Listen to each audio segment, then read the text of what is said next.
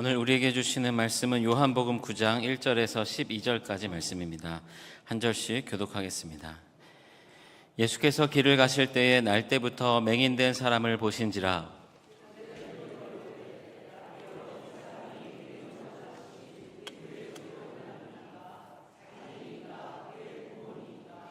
예수께서 대답하시되 이 사람이나 그 부모의 죄로 인한 것이 아니라 그에게서 하나님이 하시는 일을 나타내고자 하심이라.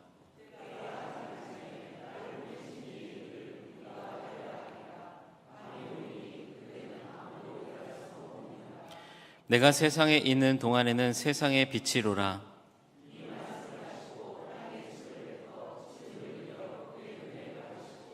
이르시되 실로암 못에 가서 씻으라 하시니 실로암은 번역하면 보냄을 받았다는 뜻이라. 이에 가서 씻고 밝은 눈으로 왔더라.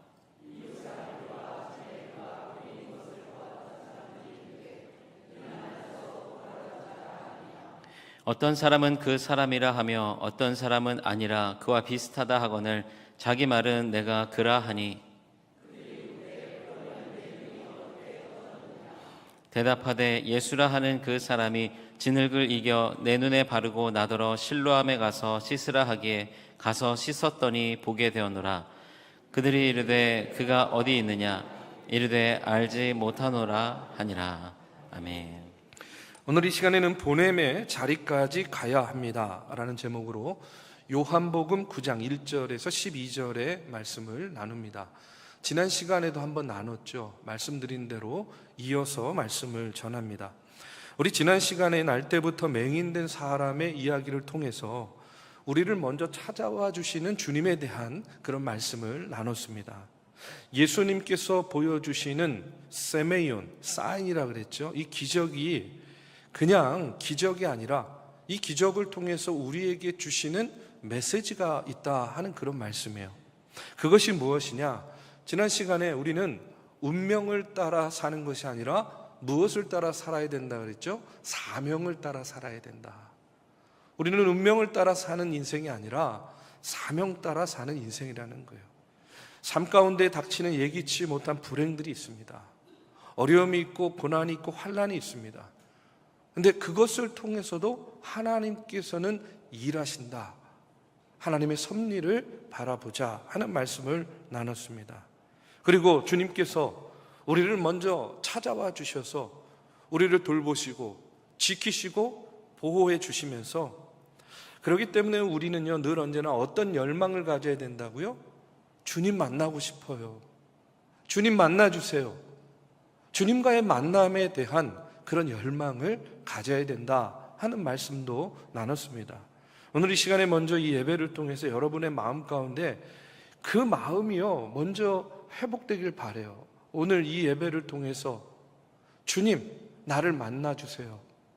주님 나를 터치해 주세요 하는 그와 같은 열망을 가지고요 오늘 이어지는 말씀을 우리가 함께 나누고 은혜를 나누고자 합니다. 여러분 오늘 6절에서 7절의 말씀에 보면 이제 예수님께서 이 맹인을 고치시는 이야기가 나와요.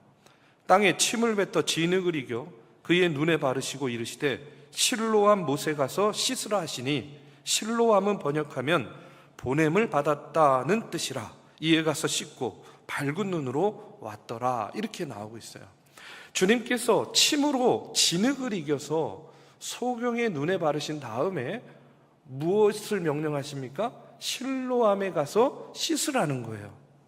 예수님 말씀대로 이 맹인이 순종해서 가서 씻었더니 어떻게 됐습니까? 눈이 보게 된 거예요. 밝은 눈으로 돌아오게 된 겁니다. 얼마나 감격스러운 일이에요. 얼마나 놀라운 기적입니까?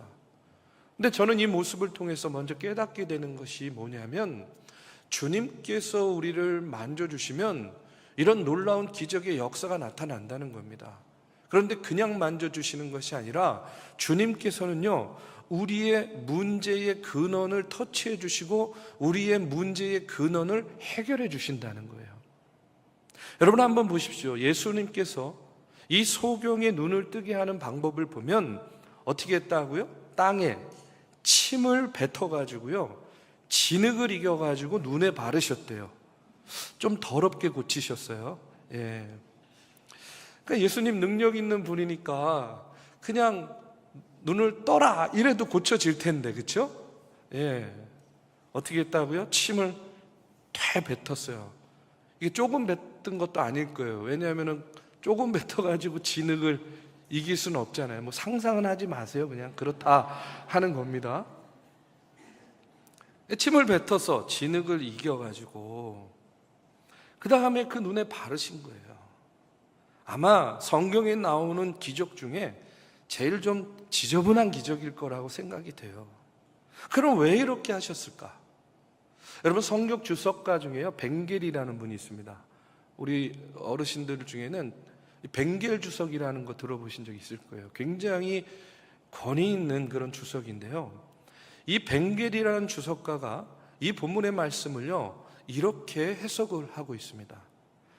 이분이 뭐라고 이야기를 하냐면, 오늘 이 침을 뱉어서 진흙을 이겨서 이 맹인을 고치는 이 기적은 더러운 기적이 아니라 이 기적의 핵심이 뭐냐면 하나님의 창조자적인 능력을 예수님이 보여주기 위함이었다는 거예요. 하나님의 창조자적인 능력을 보여주시기 위한 기적이었다는 겁니다. 자, 보십시오. 하나님이 태초에 우리 인간을 만드실 때 어떻게 만드셨어요?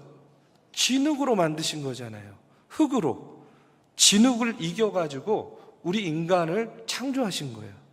그러니까 예수님께서 지금 그 창조의 능력이 있다 하는 것을 이 기적을 통해서 나타내고 있다는 겁니다.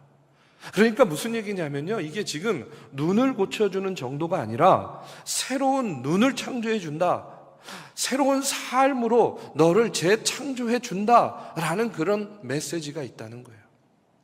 눈을 고쳐주는 정도가 아니라는 겁니다. 내가 너를 새롭게 만들어 줄게. 그게 주님의 뜻이라는 거예요. 여러분, 예수님이 우리를 만져주시면요, 우리 안에도, 우리 삶에도 저는 이런 재창조의 능력이 나타난다고 믿습니다. 없는 것이 있게 되는 능력이 나타나는 거예요. 여러분, 로마서 4장에 보면 사도 바울이 믿음으로 의롭게 된다 하는 그런 복음의 핵심 진리를요, 아브라함과 다윗의 예를 들어서 이야기를 하고 있습니다. 로마서 4장 1절에서 3절에 보면 이런 말씀이 나와요. 그런즉 육신으로 우리 조상인 아브라함이 무엇을 얻었다 하리요? 만일 아브라함이 행위로서 의롭다 하심을 받았으면 자랑할 것이 있으려니와 하나님 앞에서는 없느니라. 성경이 무엇을 말하느냐? 아브라함이 하나님을 믿음에 그것이 그에게 의로 여겨진 바 되었느니라 하고 나와요. 여러분, 아브라함에게 있어서 믿음은 무엇이냐? 이렇게 말씀을 드릴 수 있을 것 같아요. 없는 것을 있는 것 같이 따르는 것이 믿음이었다는 거예요. 없는 것을 있는 것 같이 따랐습니다. 하나님은 그 믿음을 보시고 그를 의롭게 여기셔서 없는 것을 있게 만들어 주셨다는 거예요. 창조의 하나님이 창조의 능력을 만들어 주셨다는 말씀입니다. 자, 진흙을 이겨서 눈을 치유하시는 하나님입니다. 눈을 창조하신 하나님, 그 하나님이 우리 하나님, 그 예수님이 우리 예수님이라는 거예요. 그리고 그거 믿고 나아가면 새로워지는 거예요. 우리 안에도 창조의 능력, 새로운 창조의 능력이 나타난다는 거예요. 자, 여러분, 성경에 보면 이 맹인된 사람이 뭐하고 살았다고요? 거린이었다고 나와요. 거린. 자, 거린인 이 사람, 구걸하는 이 사람의 문제를 해결해 줄 수 있는 방법이 무엇이겠습니까? 이 사람도 원하고 우리도 할 수 있는 가장 좋은 방법이 무엇이겠어요? 아니, 거린이니까 동전 던져주면 되겠죠. 그렇죠? 먹을 거 좀 주고 또 돌봐주고 뭐 집이라도 마련해 줄 수 있겠죠. 근데 문제는 뭐냐면 그게 근본적인 문제의 해결이 아니라는 거예요. 잠깐의 위로는 될 수 있지만 근본적인 해결이 아니에요. 그러면 이 맹인된 사람에게 있어서 가장 근본적인 해결은 뭡니까? 눈을 떠야죠. 다시 보게 되는 거 아니겠습니까? 여러분, 눈을 뜨면요, 일할 수 있잖아요. 눈을 뜨면 인간답게 살 수 있어요. 눈을 뜨고 보게 되면 자기에 닥친 문제들을 해결할 수 있는 능력이 많아지는 거예요.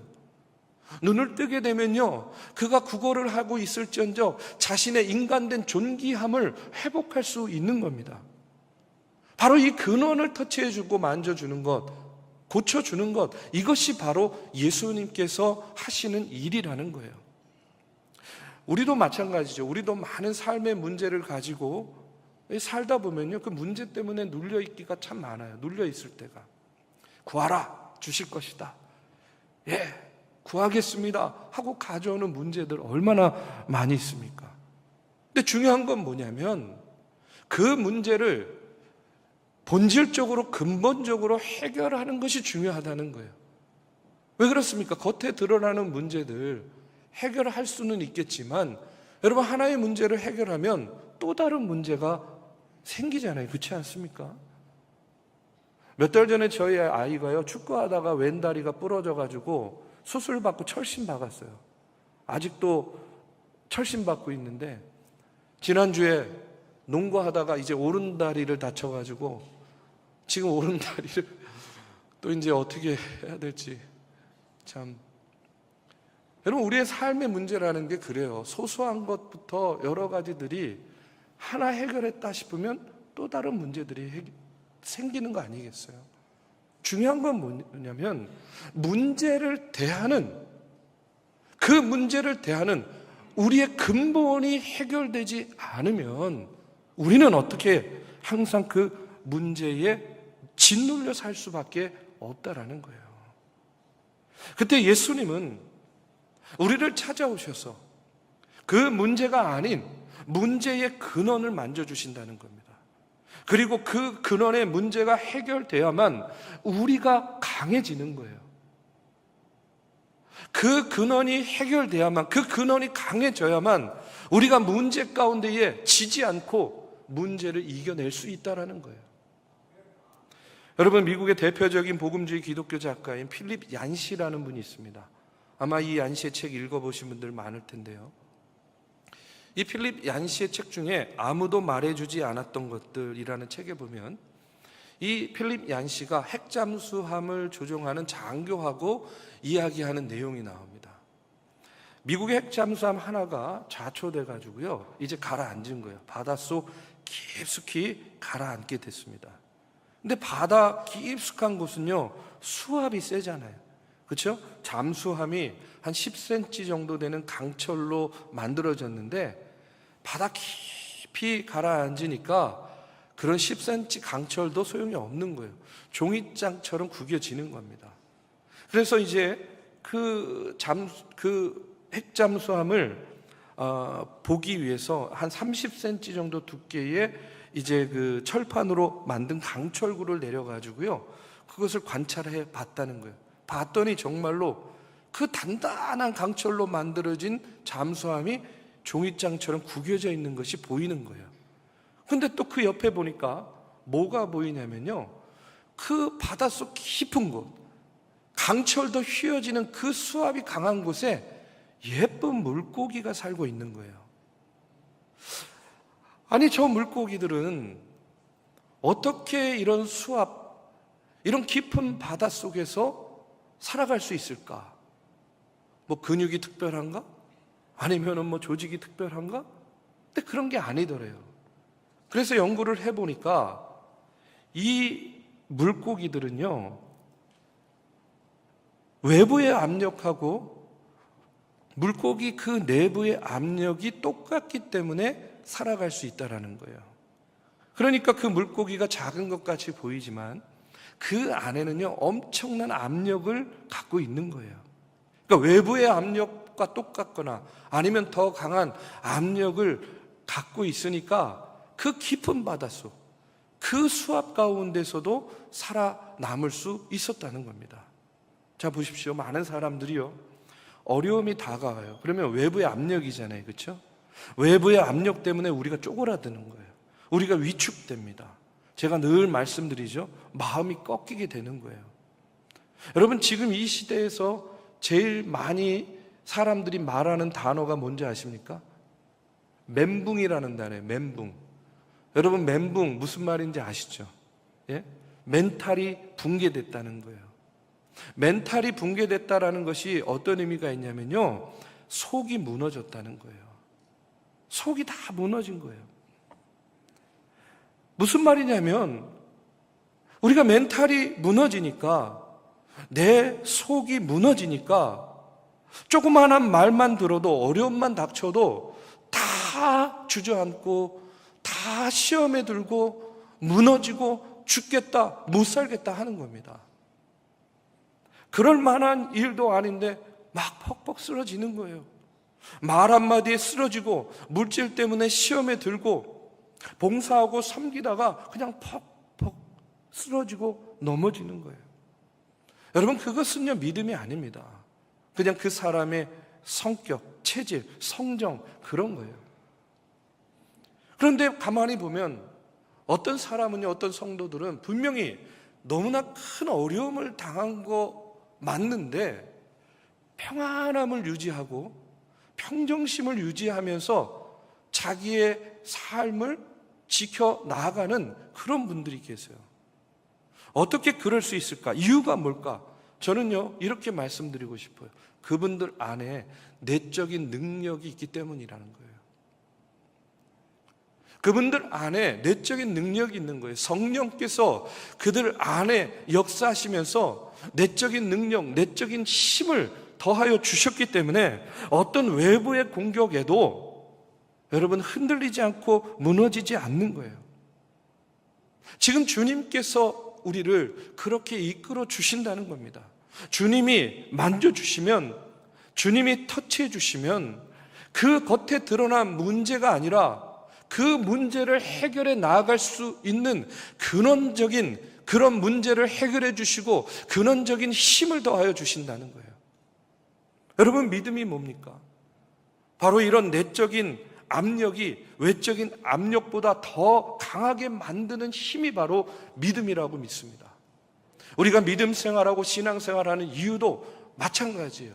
우리 안에 내적인 힘, 내적인 능력을 강화하기 위해서 우리가 믿음 생활하는 거예요. 우리가 신앙 생활하는 겁니다. 예수 믿는 거고, 예수 붙잡고 가는 거고, 예수님 만나기를 그토록 간절히 열망하는 이유도 외부의 압력으로부터 그것을 견뎌내고 이길 수 있는 내 내적인 힘을 키우고 강화하기 위함이라는 거예요. 오늘 맹인의 눈에 진흙을 바르고 그 눈만 고치는 것이 아니라 그의 삶을 새롭게 재창조해 주시는 그 주님을 만나기만 하면, 그 손길이 닿기만 하면 저는요, 우리의 삶에도 이렇게 주님의 창조적인 능력이 우리 마음 안에도 주님께서 주시는 그 내적인 능력이 자라고 성장하여서 어떤 외압에도 어떤 문제 가운데서도 근원적인 문제를 치유하고 회복되어지는 그런 놀라운 기적의 역사가 나타날 줄로 믿습니다. 그런데 우리가 이와 같은 기적을 맛보려면요, 해야 될 일이 있습니다. 그게 뭐냐면 바로 보냄의 자리까지 가야 된다는 거예요. 여러분, 오늘 치유받은 장소가 어디라고요? 실로암입니다. 실로암. 이 실로암은요, 어떤 뜻이라고 나오죠? 보냄을 받았다라는 그런 뜻이에요. 이 실로암 연못이요, 히스기야 왕 때 파놓은 연못입니다. 그런데 2004년 6월에 배수로 공사를 하다가 이 실로암 연못이 발견이 됐어요. 발견된 지 한 20년밖에 안 됐어요. 여러분, 아마 그 20년 이전에 성지순례 다녀오신 분들 있으시죠? 이스라엘. 그러면 아마 그 히스기야 터널, 깜깜한 터널을 지나가지고 딱 나갔을 때 그 앞에 연못이 있는데, 아, 여기가 실로암입니다 해가지고 막 거기서 오주여 당신께 막 찬양하고 기도하시고 막 그랬던 분들이 있을 거예요. 근데 사실은요, 진짜 실로암 연못이 2004년에 발견되었어요. 제가 한 2011년 정도인가 그때 이스라엘 성지순례를 갔었는데, 그때 진짜 연못이 발견돼 가지고 막 복원하는 작업을 막 시작하는 그때였습니다. 우리가 이제까지 가가지고 실로암이다 라고 했던 것은요, 비잔틴 시대에 파놓은 그런 연못이에요. 그러니까 이제 앞으로 이후에 여러분 이스라엘 성지순례 가면 진짜 실로암 연못을 이제 볼 수가 있습니다. 여담입니다. 자, 그런데 이 실로암 연못이 존재한 이유가 있어요. 그것은 뭐냐면 예루살렘 성 안에는요 우물이 없었습니다. 그러니까 만약에 적들이 쳐들어와서 예루살렘을 포위하게 되면 성 안에 있는 사람들은요 물을 마실 수가 없는 거예요. 그래서 히스기야 왕이 저 성 밖에 있는 기혼샘이라는 곳에서부터 수로를 판 겁니다. 그래서 성 안에 가장 낮은 곳에 연못을 만들어서 물을 끌어다가 마신 곳이 바로 실로암이에요. 여러분, 물 없으면 다 죽잖아요. 실제로 히스기야 왕 때 아수르의 사네립 왕이 예루살렘 성을 포위하게 됩니다. 그런데 그 전에 기온샘에서 터널을 파서 바깥에 있는 샘물을 끌어다가 마실 수 있었기 때문에 성 안에 있는 사람들이 물을 마시고 살 수 있었어요. 그게 실로암이에요. 그래서 이 사람들은요 실로암을요 어떤 의미로 받아들이냐면 하나님의 은혜와 하나님의 축복의 상징이 바로 실로암이다, 이렇게 생각을 했습니다. 그런데 이사야서 8장 6절에 보면 이 실로암에 대한 기록이 나오는데 이런 말씀이 나와요. 이사야서 8장 6절입니다. 이 백성이 천천히 흐르는 실로아 물을 버리고 르신과 르말리아의 아들을 기뻐하느니라. 여기에 나오는 실로아가 바로 실로암이에요. 자, 천천히 흐르는 실로아. 그러니까 실로암은 무엇을 상징하냐면 잔잔히 역사하시는 하나님의 은혜, 하나님의 역사를 의미하는 거예요. 그런데 르신은 아람 왕이고 르말리아의 아들은요 베가라고 북이스라엘의 왕입니다. 세상의 힘을 상징하는 거예요. 자, 그러니까 백성이 천천히 흐르는 실로암 물을 버렸다라는 말은 사람들이요, 이 당시에 사람들이 잔잔히 흐르는 물처럼 잔잔히 우리의 삶 가운데, 역사 가운데 함께 하시는 하나님을 버리고 르신과 르말리아의 아들, 쉽게 말해서 세상의 힘을 의지하면서 살아갔다는 그런 이야기예요. 그러니까 실로암은 하나님의 축복이요 은혜의 상징이고 하나님의 임재가 머무는 곳이 바로 실로암이었다는 겁니다. 예수님께서 실로암에 가서 맹인 보고 씻으라 하고 이렇게 말씀하신 이유가 뭐냐? 바로 하나님의 능력을 의지해서 씻음 받고 치유함을 받으라 하는 그런 말씀이었습니다. 자, 여러분, 예수님이 맹인을 그 자리에서 고쳐주지 않고 지금 어디까지 가라고 말씀하고 계세요? 어디까지? 실로암까지. 거기까지 가야 된다는 거예요. 실로암, 바로 보냄을 받은 자리까지 가야만 된다 하는 그런 말씀입니다. 우리 식으로 해석하면요, 세상으로, 내 삶의 현장으로 가라 하는 그런 이야기예요. 그 보냄을 받은 자리, 그 부르심의 자리까지 가야 된다는 거예요. 그래서 그 부르심의 자리, 그 보냄의 자리에서 세상, 르신과 르말리아의 아들, 세상의 힘을 의지하지 말고 실로암, 잔잔히 흐르는 것 같이 우리의 삶 가운데, 역사 가운데 잔잔히 역사하시는 하나님의 능력을 의지하는 그런 삶을 살라 하는 것이 오늘 이 실로암으로 가라 하는 그런 말씀의 의미입니다. 여러분, 지금 이 자리에서 예배 드릴 때도 물론 치유와 회복의 역사가 일어난다고 저는 믿습니다. 그런데 어떤 때는요, 하나님이 여러분을 보내시는 자리가 있어요. 보내시는 자리. 거기 가라고 하는 거예요. 거기 가야만 치유와 회복의 역사를 경험하는 겁니다. 생전 새벽 예배를 안 나왔는데 어느 날 갑자기 새벽 예배에 나가고 싶어요. 새벽 4시에 눈이 탁 떠지는 거예요. 다시 자려고 해도 잠이 안 와요. 새벽 예배 갈까?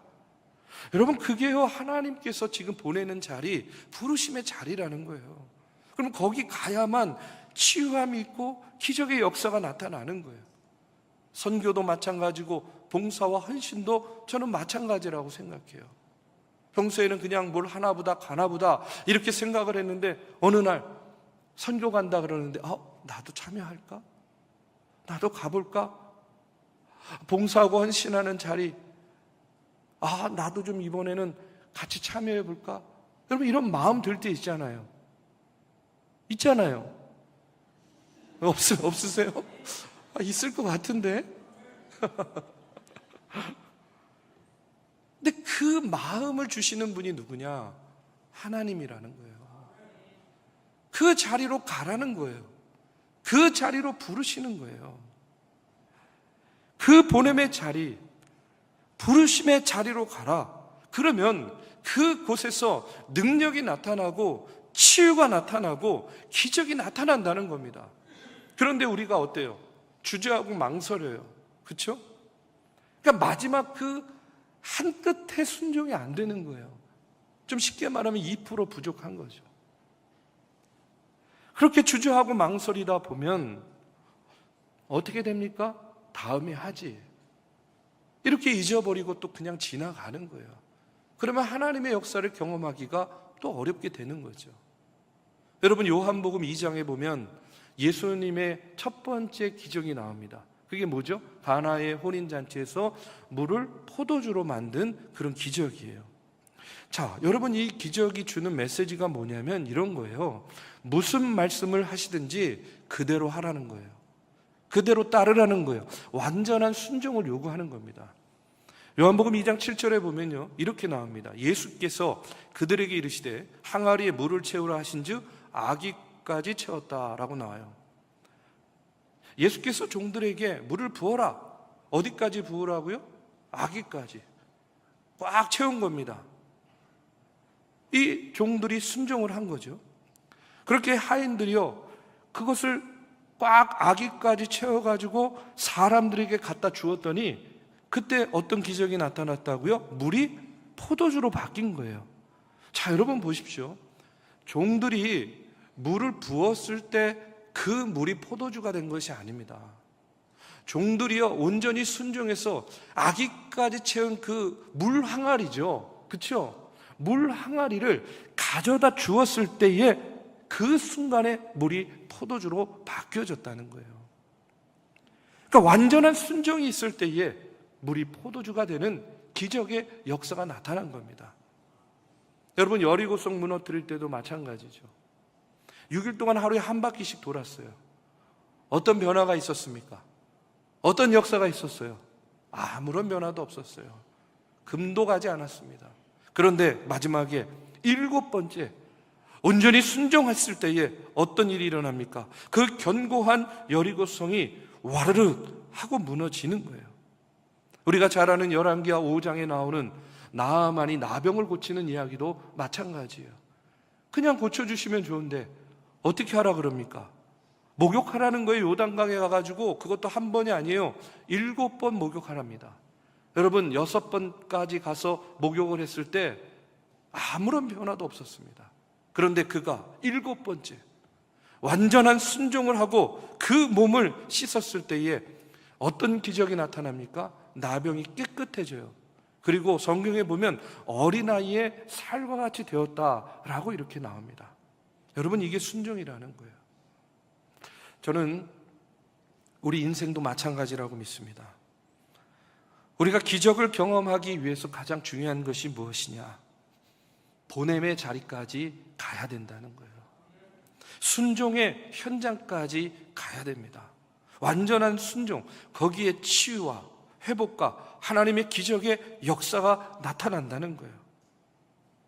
우리 사랑하는 믿음의 성도 여러분, 우리는요 지금 영적인 맹인이 되어서 영적 맹인과 같이 우리의 삶에 끊임없이 수많은 문제들을 안고 우리가 살아가고 있습니다.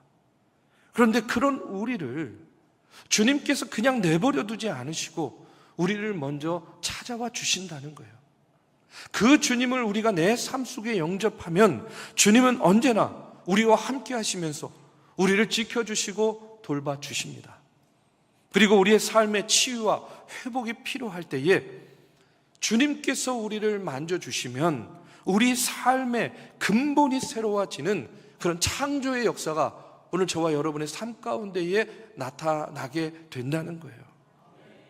내적인 강함을 통해서 어떤 외압에도 무너지지 않는 근본적인 변화, 근본적인 믿음, 근본적인 확신을 우리에게 더해 주신다는 그런 주님의 이 기적의 메시지를 여러분 들으시기를 바랍니다.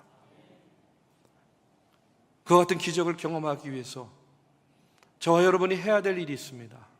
그것이 무엇입니까? 실로암까지 가야 되는 거예요. 보냄의 자리까지 가야 됩니다. 부르심의 자리가 있다면 여러분 완전히 순종하며 그 부르심에 응답해야 됩니다. 거기서 기적의 열매를 맛보는 그런 승리의 자녀가 될 수 있는 거예요.